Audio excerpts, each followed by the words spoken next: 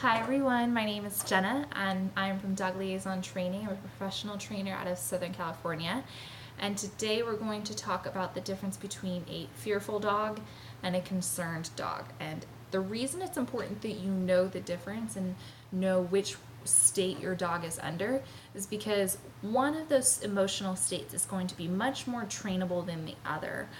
One is going to be an opportunity for learning and an opportunity for you to help your dog out of his stressors. And the other is actually opposite of a learning opportunity. In fact, it's usually so emotional and so traumatic that not a whole lot of learning is happening anyway.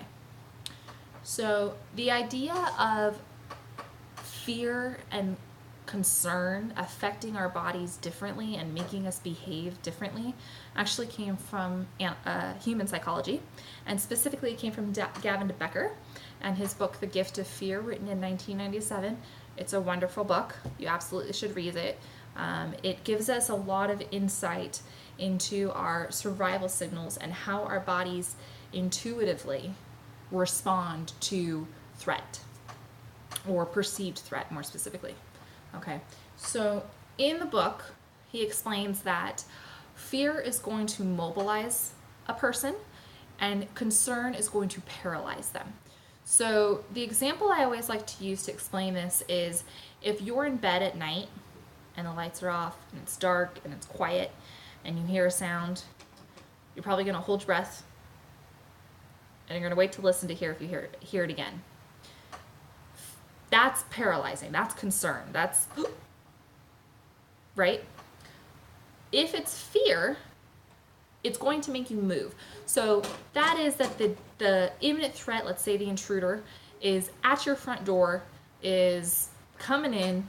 It's here. It's happening. You better respond. You need out of bed. You gotta go. You gotta respond, or else you're gonna succumb to this imminent threat. Right? That is fear. So you can think of it in terms of fear is going to make you make action. It's going to make you make decisions. You're going to have to respond. Concern is going to make you wait, play it out, be prepared because something might happen, but play it out. Don't overreact, right? And this is what happens with the dogs. So the example I'll use is you're walking down the street with your dog and there is a house that's under construction. And there's a couple construction workers on top of the roof and your dog sees it and stops and stares.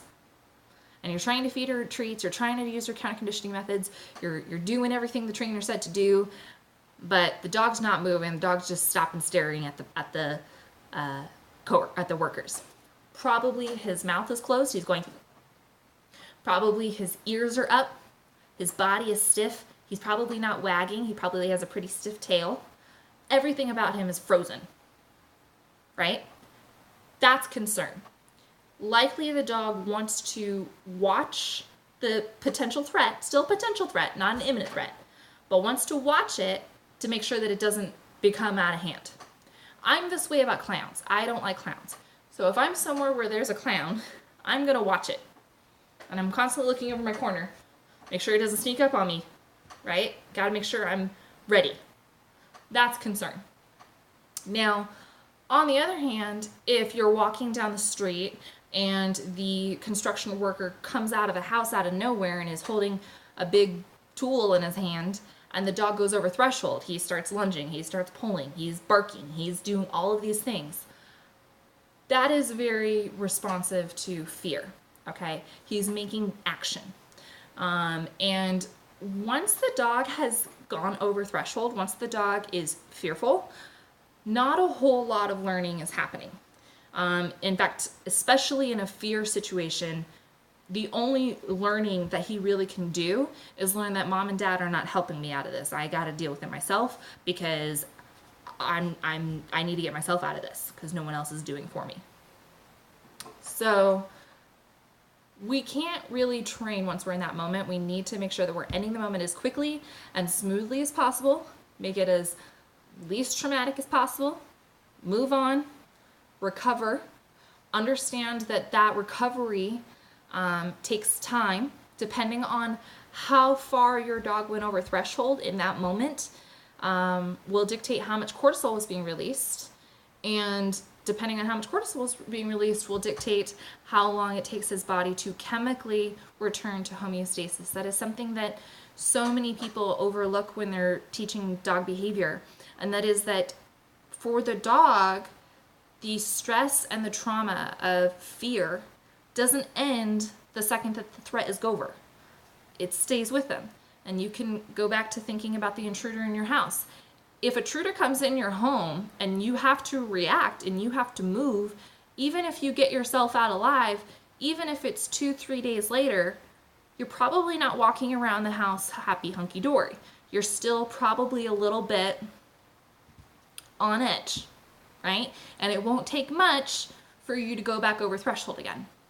So we want to make sure that we're giving them ample time to recover and sleep. Sleep is super important. If your dog didn't quite go that over threshold, maybe he stayed in the concerned stage. Maybe he stayed staring at the stimulus. In theory, he still could have gone over threshold. Like, he can be stiff and have that frozen eye contact, and have that stiff tail and that closed mouth and still be over threshold. That is possible, okay? But what that really tells you is that it's not going to take much to deplete the situation. So what that tells you is that you can still potentially, if you do it right, potentially you can still save this learning opportunity. You can build distance, maybe go a little bit further back as far as like the street goes. Go a couple houses down the way. See your dog decompress. Maybe the first indication is that your dog starts panting. She was holding her breath, and now she's panting again. Really good sign as a trainer. Really good sign that I have depleted the situation. My dog is breathing better. We're on the right track. Keep going, right? Then the next sign is, okay, maybe she's all of a sudden very interested in my treats. She knew I had treats before, but they didn't matter. They weren't valuable enough. Now she's like, ooh, Mom, you got food. What do I have to do to get that? Right? Then you can start asking her to look at the stimulus and get the treat. Now, counter conditioning is a really in-depth procedure, and that's not going to be covered in this video. But I do recommend you look in YouTube counter conditioning. And in the future, I'll also have videos on that topic as well. But that would be saving a learning opportunity. Sometimes it's possible, sometimes it's not. But either way, we need to make sure that we're reading our dog well. We need to make sure that we're not just saying he's lunging. We're not just saying she's barking. That's not gonna do it for you. You're not gonna help your dog. What you really wanna say is, she is feeling emotionally like this. She is experiencing this emotion. She is lunging because of this, right? The behavior that she's doing as far as importance go is kind of minimal. Like, if I get called out and they say, oh, she's lunging and she's barking, I minimally care about that. What I really care about is what is motivating the pulling, what is motivating the lunging, what emotion is triggering that, what is the antecedent, right? So I hope this helps you. There will be future videos going further in depth on dog behavior and how to read this, but I would say the number one thing to differentiate a concerned dog versus a fearful dog is a concerned dog is probably going to be pretty stiff. They're going to be really still. A fearful dog is making movements. If he's not biting you now, he's telling you he's gonna bite you in 3 seconds. And it's up to you and me in the future to help you to know what those signals are that he's telling you he's going to respond. So that covers it on fearful versus concerned. If you liked this video, please give it a big like. If you enjoy my videos, please subscribe. And if you are a current client, please give your dog a treat from Auntie Jenna. And I'll see you soon.